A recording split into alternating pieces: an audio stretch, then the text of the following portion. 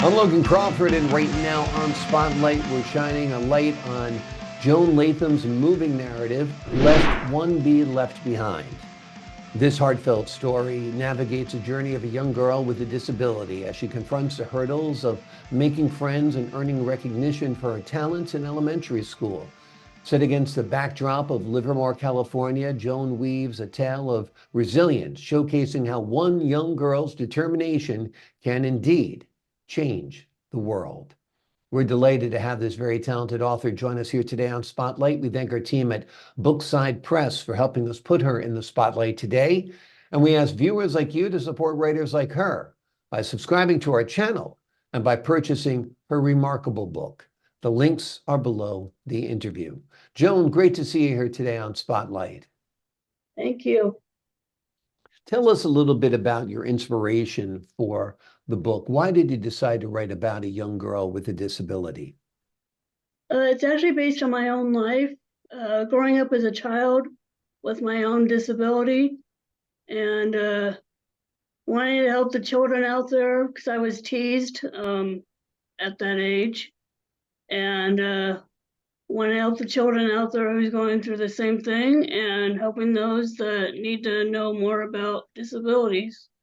Exactly. I think it's an important topic to explore, that's for sure. And you set the story in Livermore. That's where you're Yes, actually from, correct? correct. Tell us a little bit about Livermore. Why did you? Uh, it used to be a small town, but it's bigger now. My school is actually down the street from me, Mhm. where I went to school, where this is based. And it has two high schools and a middle school, two middle schools, and a bunch of elementary schools, and things like that. So, Yeah. Tell me a little bit about who you hope will read this book. Who is your audience? here, I'm gonna. I was just asking, who do you hope will read this book? Is it for parents? Is it for teachers? Is it for? It's for children and teachers, actually, Mhm. to share with the students and to learn from my experience. Yeah, I think it's important for children to be aware that people have different abilities and you should treat them fairly. You should treat them just like everyone else. And let's give the folks at home an overview of what the story is about.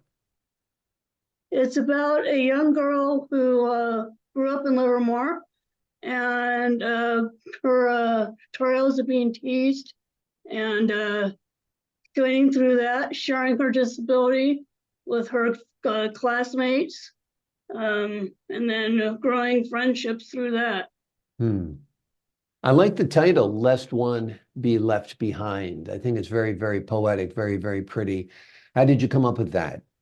It was actually, I took a class at Las Positas where this Mhm. was written, not where it was written, but where I had the opportunity to write it.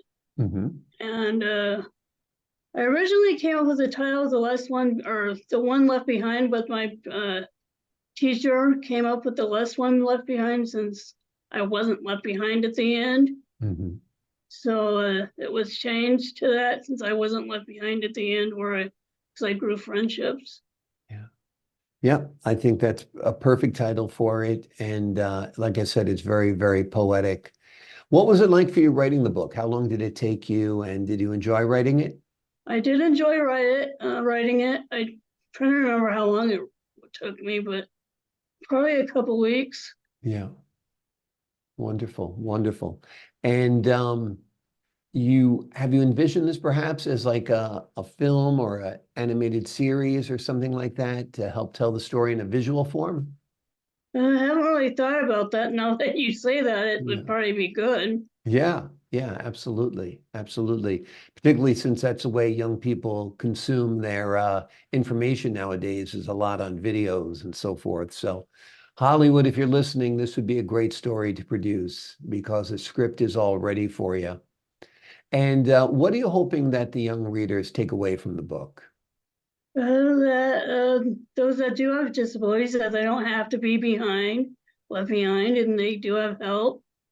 and help that they can get from others, like counselors, which is also part of my book, where I went through counseling as a young child to help me through this. And there are friendships that can be built. Mm. Absolutely, absolutely. And in the storybook that you've written, what is the young girl's disability? It's a cerebral palsy, mild cerebral palsy. Hmm. And how does that affect her? It affects me since it's my but anyway, the fine motor skills uh, and I balance issues. I do fall a lot. Well, I fell a lot when I was younger, but I do fall a lot now, growing up also. But also cognitively, short-term memory loss is a part of it. Yeah. Is this the first book you've written? Yes. Okay. Are you planning on any more? Actually, I do have one that I wrote again in the same class about my friend Matt, who also has cerebral palsy, but more severe. He's in a wheelchair, and he's a musician. He sings and plays piano, but listening to his voice, you would never know that it comes out. He sounds like Phantom of the Opera So he's got a beautiful voice. voice, but looking at him, you would never know. Wonderful. So you're going to write your story about him, the next book you're writing? Yes. Okay, great, great. And what do you think you'll call that one? That one, I'm not quite sure yet. Yeah, yeah. To come up with that. Do you enjoy writing? Did you ever picture yourself as a writer? I do. I've actually written a lot of poetry as well. Okay, great. And what's your poetry about? One is first one I wrote was about my disability. Again, reflection based on that, and then I've written about my family members and friends and other things, topics like that. Great, great. That's wonderful, wonderful. I assume you enjoy it. Kind of helps you escape when you're doing the writing. It's such a creative space to be in, don't you think? Yes. Yeah, wonderful, wonderful. And you've lived in California your whole life. Correct. Yeah. Well, that's great. Nice living in such a beautiful sunny state, right? Yes. Yeah. Nice to be inspired by the beautiful surroundings as well, particularly if you're going to work as a writer. And that's terrific. So how long do you think it'll take you to write this next book you're working on? Probably only a couple of weeks, if that, maybe only a week, since Great. I have a lot of Wonderful. information, things that I've already thought about, and it doesn't really take me a long time to write once I Great. have the theme and things. I guess you Um, kind of write it up here first. You kind of I think write about it it. up top and then to the brain, and then comes Yep. out.